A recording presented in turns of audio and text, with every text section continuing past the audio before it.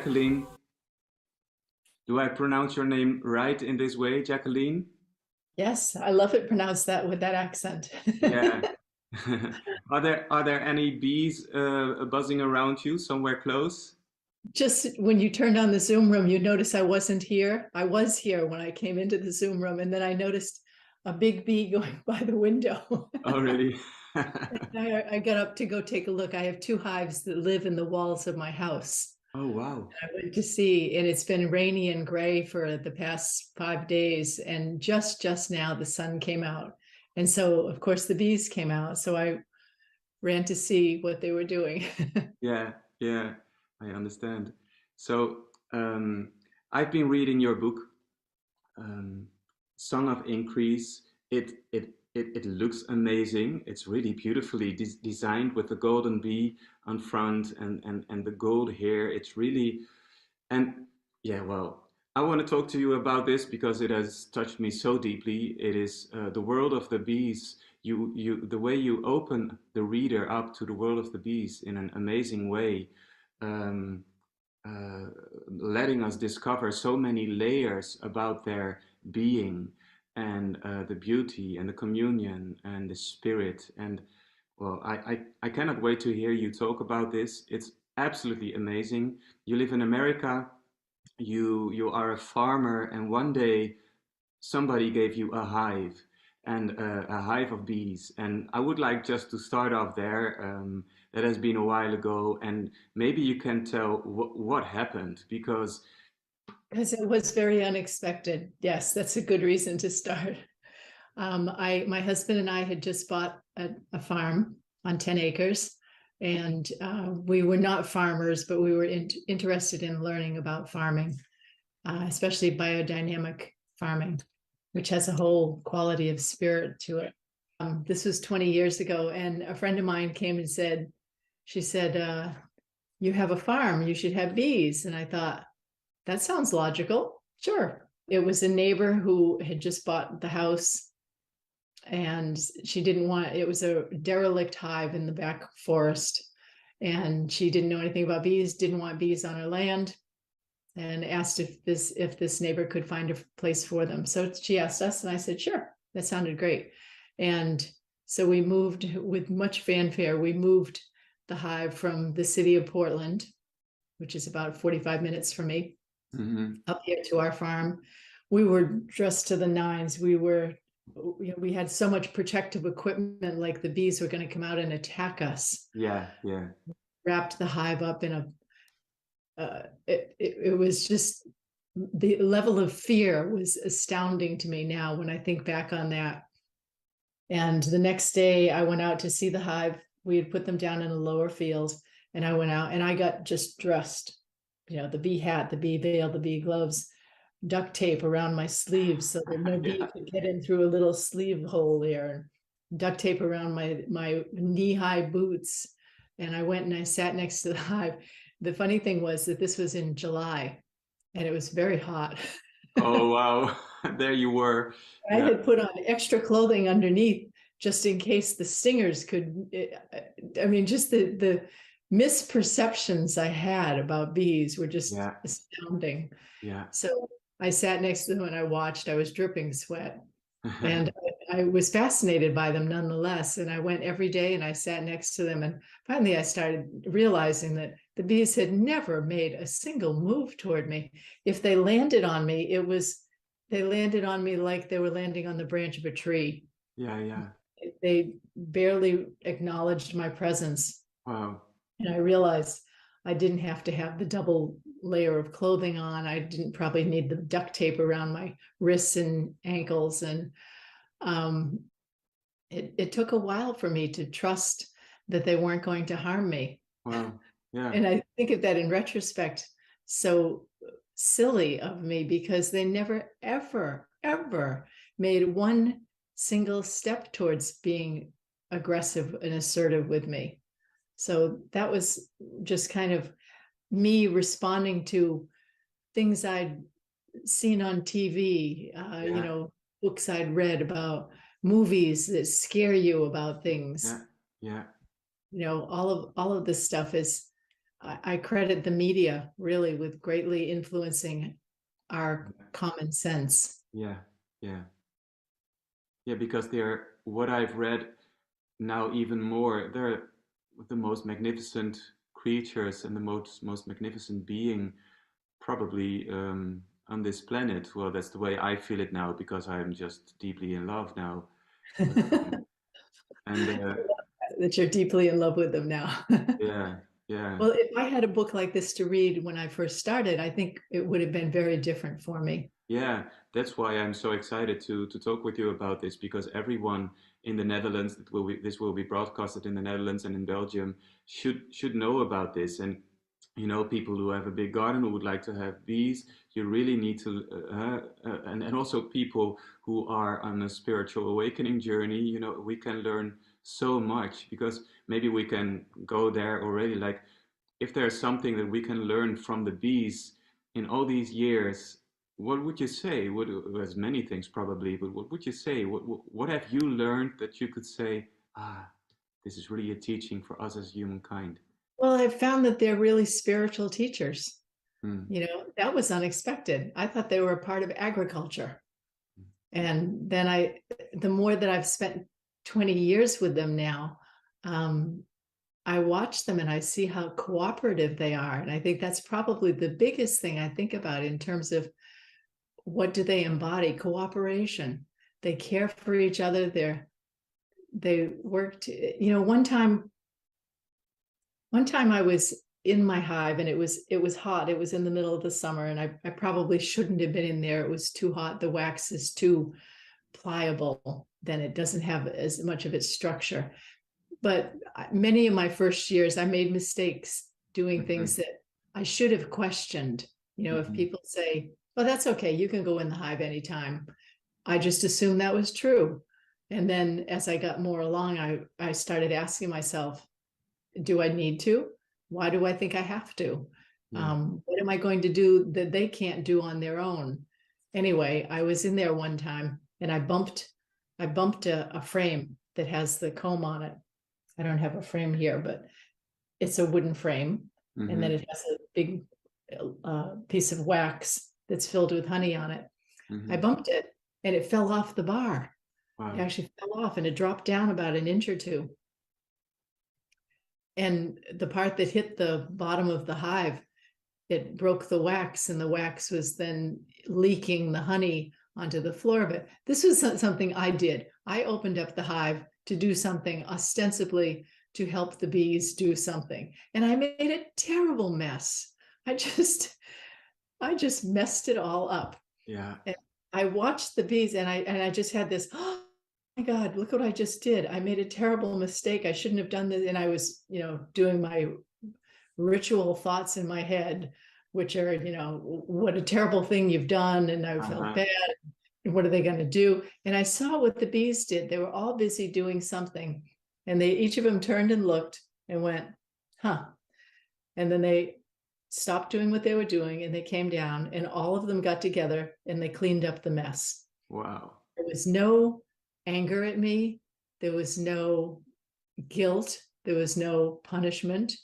There was nothing. There was no sadness. There was no grief. There was nothing there other than I'm doing a task. There's a task over here that needs to be done. We'll all come and fix the problem. Wow. It was so peaceful and so kind and so calm. And I just remember what a lesson that was to me, or where I was about to head off with my own head and my own thoughts. Yeah. Making myself wrong and everything else. And how they simply just, as a community, said, this is something that needs our attention. Now we go and fix it. Wow. And then when it was done, they came back and fixed it. And I just want to say something amazing about this too.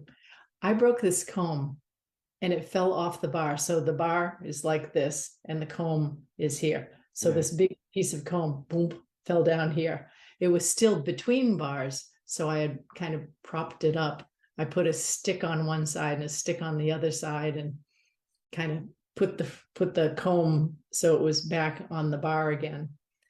But there was a gap of about 2 inches where it had fallen down. And I have a habit of, I have a pencil near my hives, and sometimes I would just write a little note on the bar that I put this bar in on this date, and I just put broken bar, July 6th, whatever the date was, and didn't think twice about it. And months later, probably 2 months later, I went in that same box again in the hive, and I said, oh, I remember this was the one where I made that mess and I dropped that comb off in there. And I went, I wonder where, oh, look, I wrote the date right on the bar. And I just kind of looked at it and realized that it looked exactly like it looked before I bumped it. Wow. Now, these are not strong enough to lift it up and glue it back together again. And I was like, what in the world? How did they do that? And I realized what they'd done. This is so clever. So here's the comb sitting on the bottom. And what they did was they took this gap space up on the top and they built more wax and filled it all in. So it was attached from here all the way down to here. Wow. And then what they did was they chewed off the bottom 2 inches so that it looked exactly the same again. My God. Isn't it brilliant? Oh my God. So if I had not written in the date and the note to myself on the side of the bar, I would have thought, well, I must have taken that bar out another time or something. I wouldn't have believed it. Wow. They're geniuses, and they reproduced. They glued it back in space first of all, and then they glued it back together, and then they chewed off the bottom. I mean, that's a beautiful sense of architecture. Amazing, amazing. And what's so amazing too is that they do this as a group. Yeah. You know, that one bee didn't say, hey, I have an idea, follow me. No. They all have this common conscious thought that they're all thinking at the same time. And as a community, the thought comes to them, here's what we'll do. And then everyone takes their part to do it.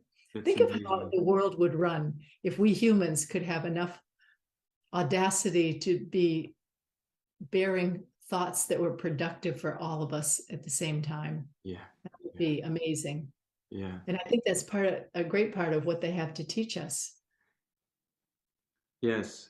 And what you say is there's not just one bee who has a thought, it's the whole group. And a bee family or a beehive consists of around 30,000 bees. And you speak in your book about they call themselves the unity, because here we go. There was one day when the bees started talking to you. Yes. So we go there, and the bees, they call themselves the unity, which already is beautiful, and they never ever see themselves as divided. They are always in one, at one, and the spirit of a bee is, there's just one bee spirit. Is it like that? Okay. Yes. And then please tell me, there was a moment when the bees started talking to you. Yes, and I'm still as astounded as you are. When I first got the bees, I said to myself, I know nothing about bees. I probably should learn something about bees. So I went off and signed up for bee school. Okay. And bee school is often by commercial, conventional beekeepers. Yeah. Who are using production techniques. And then, you know, as a sideline, they're teaching how to take care of bees. But it's the class I went to, and many of the classes, I can say, it's very conventional. It's not organic. It's using chemicals. It's managing bees in ways that are easy. It make it easier for the beekeeper, but not necessarily for the bees. Yeah. And I remember over that weekend class that I took, each time they'd go to do something, they'd say, well, this is how you put the toxic poisons on your bees to get the little mites off of them. And I think, wow. I'm not going to do that. Oh. I have an organic farm. Why would I put poison on my bees? Wow. Or here's how you prevent the hive from swarming in the spring so that you can maximize your honey production. And I thought, well, if the bees want to swarm, I'm probably going to let them swarm. You know, every single thing right down the list. One of them was they had paired us into groups, And I was paired up with a gentleman, and I was given a little box that had a queen in it. And we each were standing in front of a hive. And I was fascinated, like, oh, this is what a queen looks like. I've never seen one up close. I'm amazed. And this person who was teaching it said to the other person, my partner during this exercise, said, now find the queen. It's easy to find them because they put a dot of paint on them so that you can see that there's a red dot moving around. So each of the people working with her found the queen with the red dot on her. And they said, now catch the queen and then just squish her. Just take your thumb and squish her. No. And that's exactly what I said. And I was just looking at this queen and went, squishing the queen, killing the queen? I never realized that when I was signing up for this class that we were going to be killing bees. That seemed completely counter to anything I knew about bees. And I said, why? She looked like she was perfectly fine. Why would we kill her? And they said, oh, they lose their fertility. So we replace them with a young new one so that they're always fertile, which I can speak more of later. But nonetheless, this little task I was on, I thought, I can't do that. My queens will have to die of old age because I can't do that. One of the things, this is kind of skipping right into the meat of the book. So I'll come back to how I got to talk. Well, let me finish on that. So anyway, I was at this class.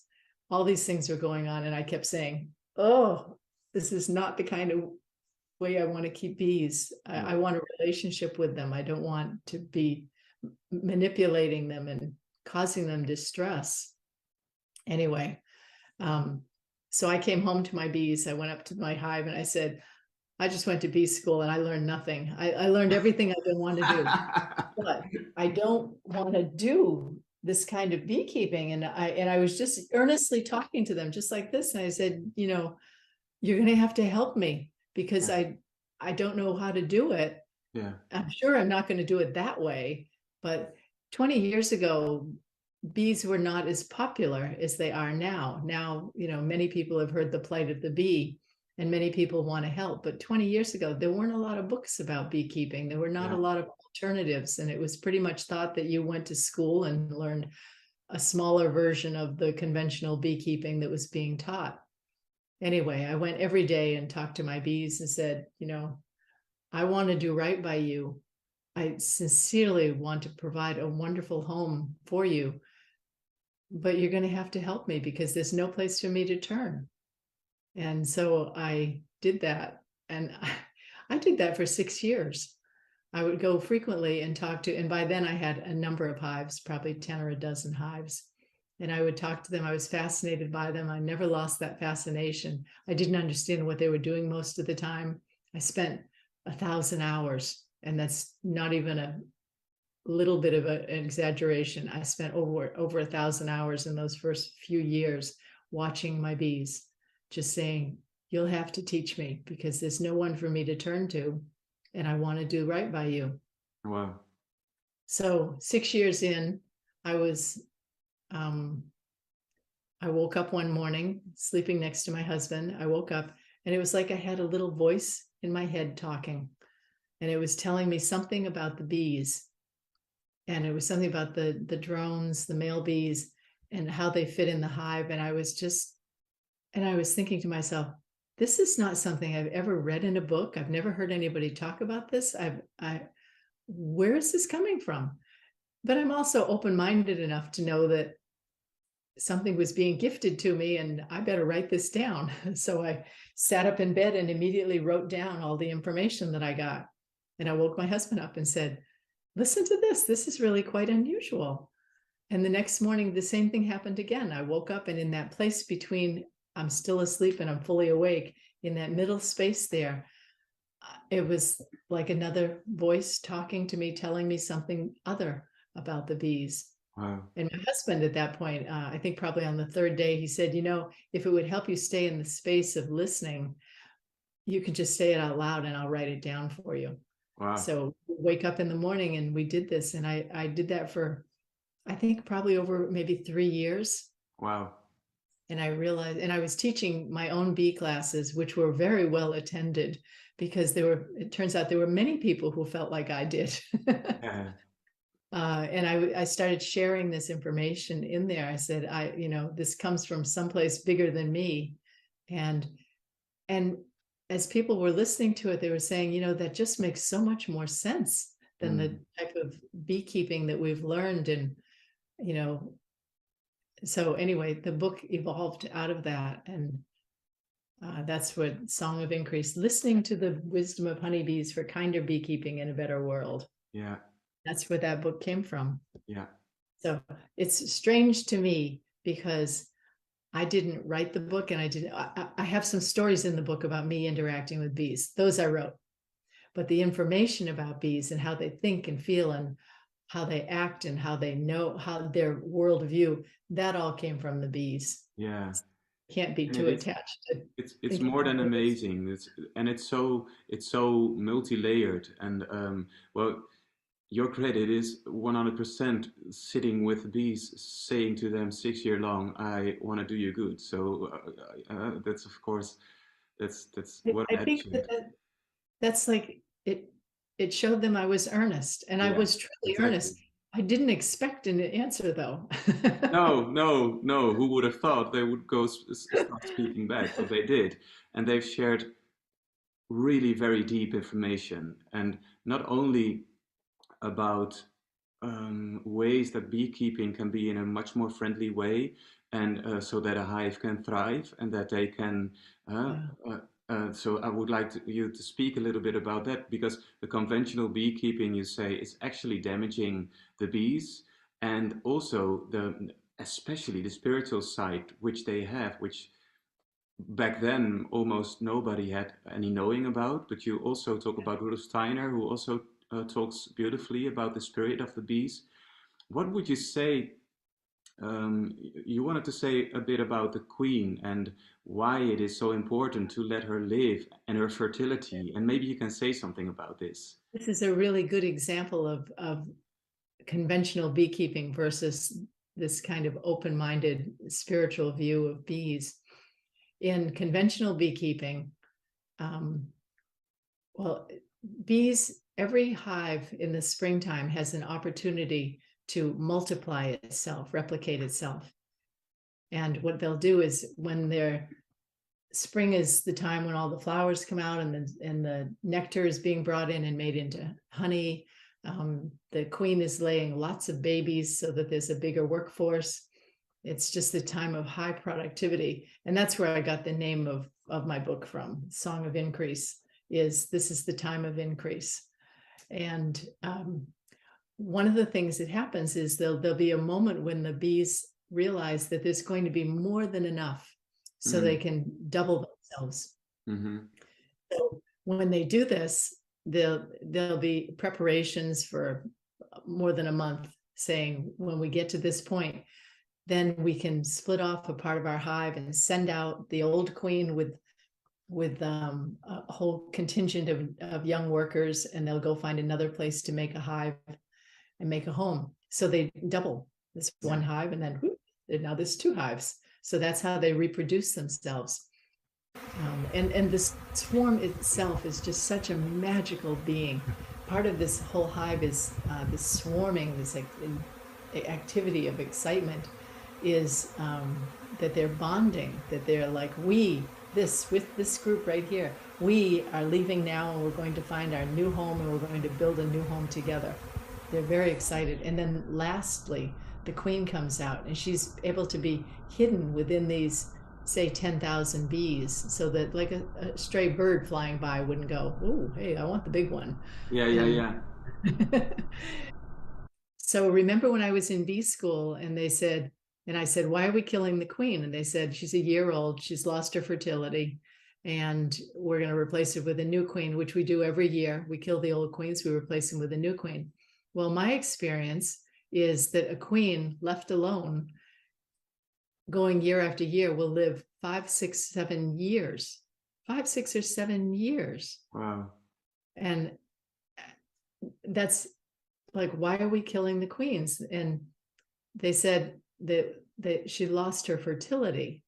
Now, that makes me think she lost her fertility. The old queen that they're killing, she didn't lose her fertility. When I asked the bees about that, and sometimes I get to ask questions and they answer me. Sometimes I ask questions and they ignore me completely.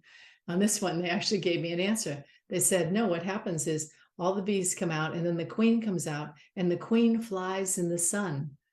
And the sun turns her hormones on again, which rekindles her fertility. Yeah.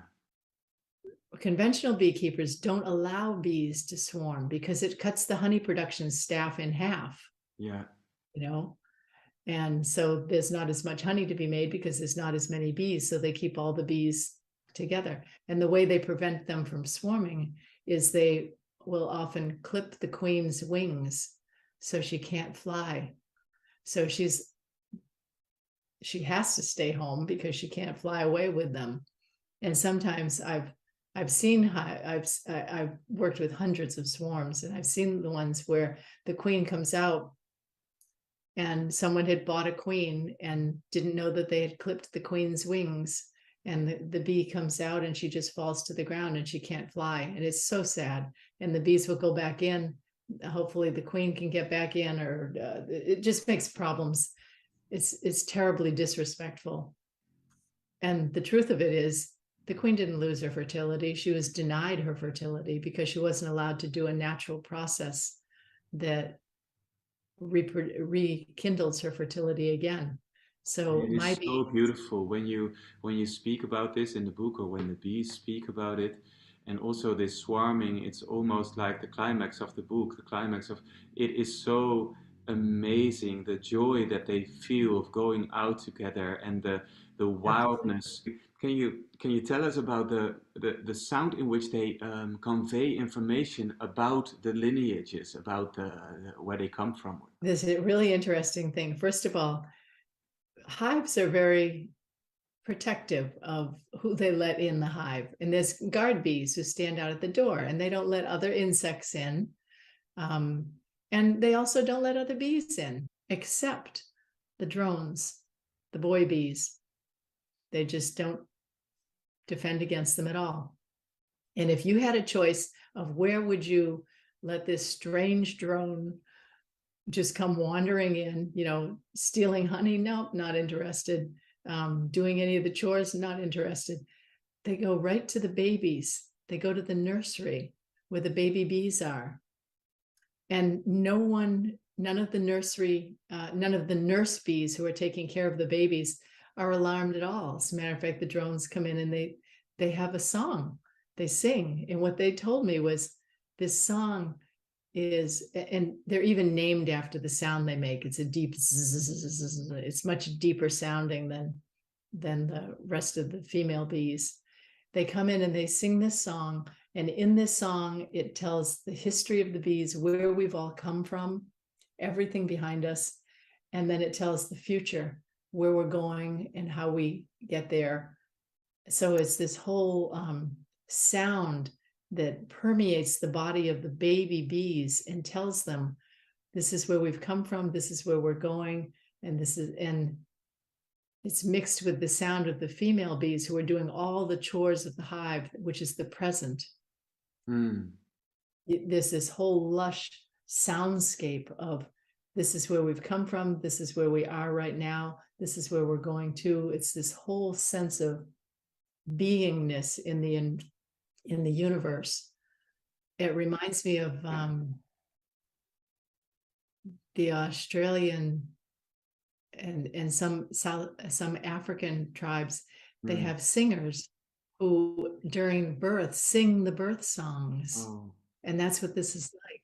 Yeah. And they say that if a baby is born and no one's there to sing the birth song to them, they don't know how they fit in the world, which would make so much sense for how humans are in the world, because we don't often have that kind of respect for the birth process. It's mechanical. You go to a hospital, you have a baby, and then you come home, rather than being this baby being sung into aliveness, sung into birth.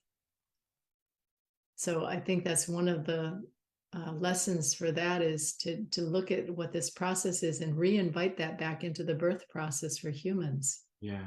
That we all are part of the community that has come from the past and going for in the future and fully present in the present, that we participate in that.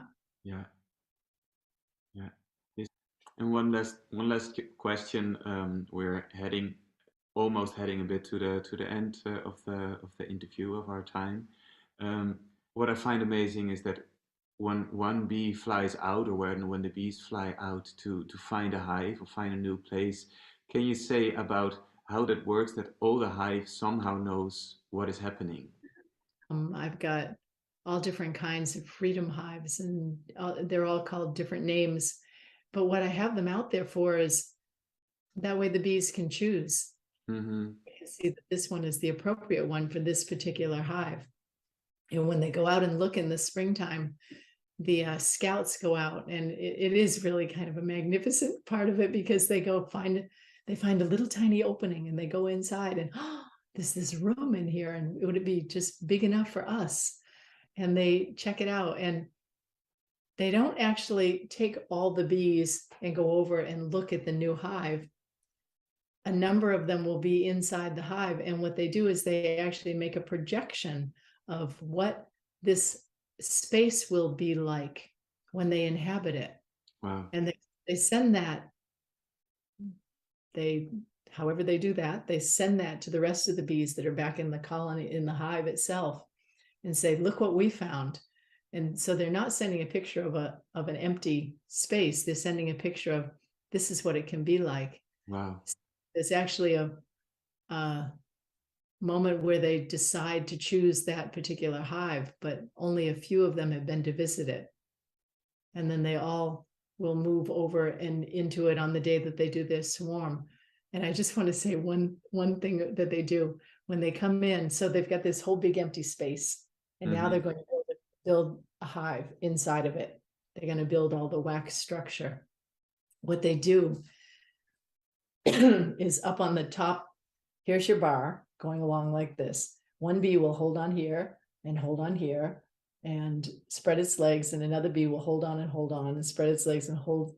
And they make this like this plated weaving of bees holding on to each other's arms and legs. And what they're doing is they're measuring. Wow. They're going, there's 12 of us across, and it's by 14 of us down. So the bee's body is the sense of measurement. But here's the amazing part. So they figure out what the size and shape of it is, and they start building their comb. So this little group of bees, who's a different set of bees than was standing up there measuring, these other bees come in and they start to do it. So it's been conveyed to them what this is going to look like and what the measurements are. And another set of bees will be over here doing this. And then they come across the middle, build. And then it meets perfectly in the middle. Wow. Now, come on. Yeah. How good a carpenter you are. Yeah, that's amazing. One on one side and one on the other side. You better be following some really good directions there. So again, it's the unity consciousness working, isn't it? Unity consciousness is saying, this is how we do our measurement. This is the plan that's created in their mind, the plan that's created that every bee then knows its task to do to bring this into reality, to bring it into being. Yeah. How incredible is that? That's very incredible. And the exactness, and yeah, this somehow is, because you speak about it in the book too, it is the quantum manifestation way of doing things, isn't it? Yes, and I have to admit, I had to go Google a bunch of information because they were talking about quarks or something. Quarks, and yeah, and I was like, too much. I'm not like, I didn't just have that knowledge at my fingertips. I had to go read up on it to even know what they were talking about. And then it made perfect sense to me. But yes, they gave me a little lesson in physics in there. Great. So, and that's the part where if you want to know if it came from me or not, guaranteed that did not come from me. I understand it. Yeah, I had to Google it. Yeah. So in a minute, I will I will sing a heart song for you, and it is a song that will come in the moment. So by opening up, and then the words and the music will come, hopefully in resonance with our energy, and maybe in resonance with the bees. But what would the bees love for us humans? What would the bees love for us humans to move to? That we get along in harmony. Yeah. We are in harmony with each other, that we understand that we're all of equal significance. And I think that really comes down to living in a respectful and kind manner. I've thought of that since the beginning of my conscious time with bees. That comes over and over and over again. That same thing. Be kind, be responsible, be respectful, and live with harmony to all. Wow, great. Really, really touching. Yeah. Okay, so I see what kind of song comes. It's by opening up. And after the song, there will be one last thing, and it's a question: how can we help the bees? How can we as humans help the bees?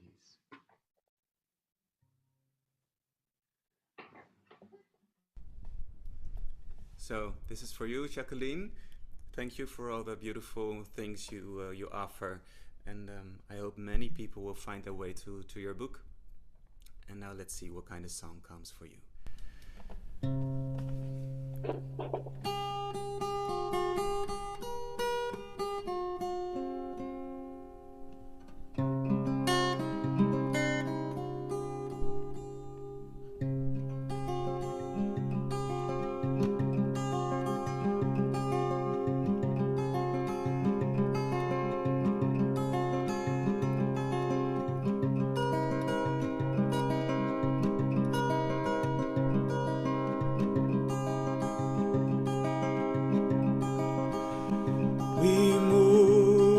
As a one body, we are just one soul, here for everybody, for the good of all. We move in surrender as one.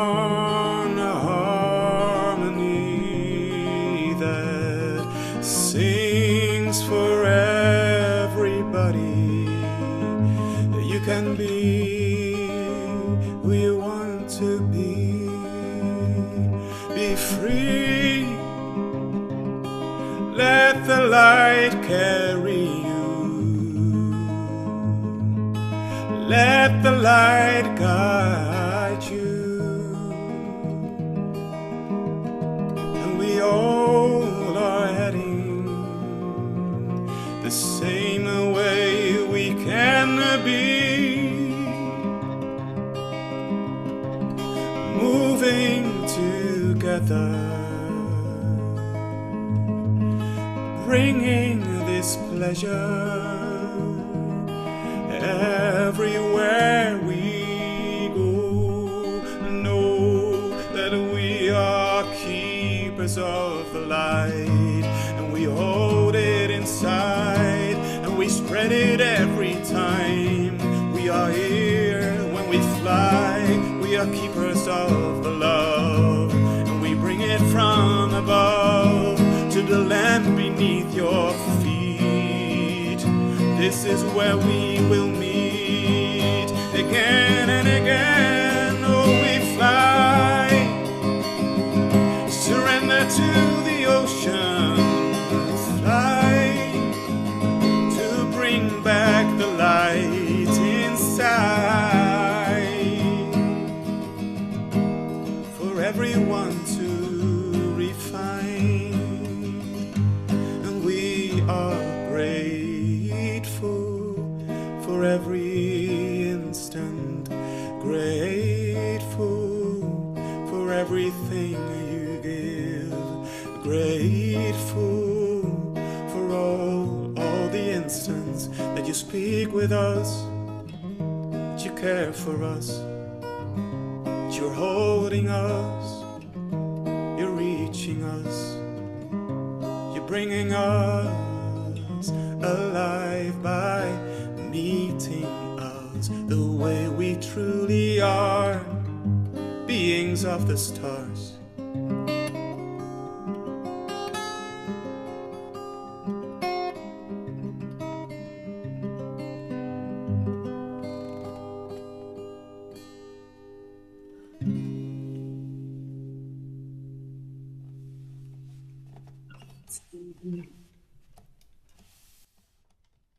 So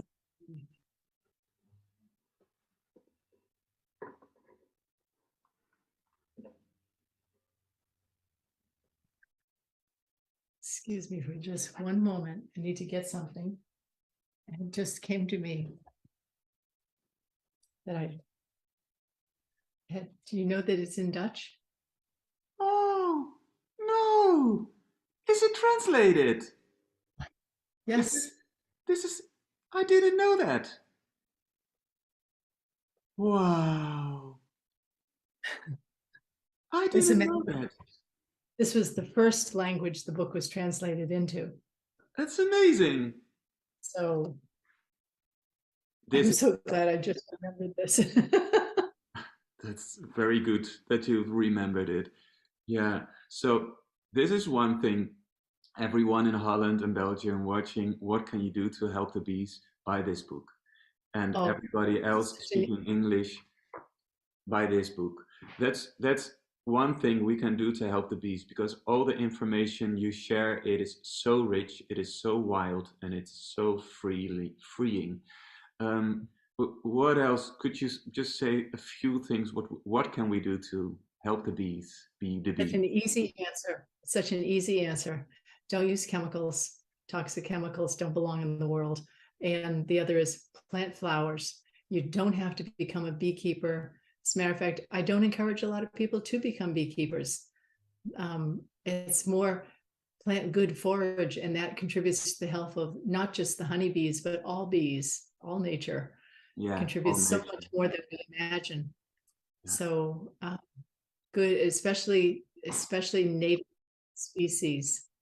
So plant stuff. Even if you live in an apartment that has a little deck as big as my desk, you can put plants out there. And the best ones are native species and flowering herbs. Yeah. Flowering herbs are also medicinals, and the bees use it for making their medicine.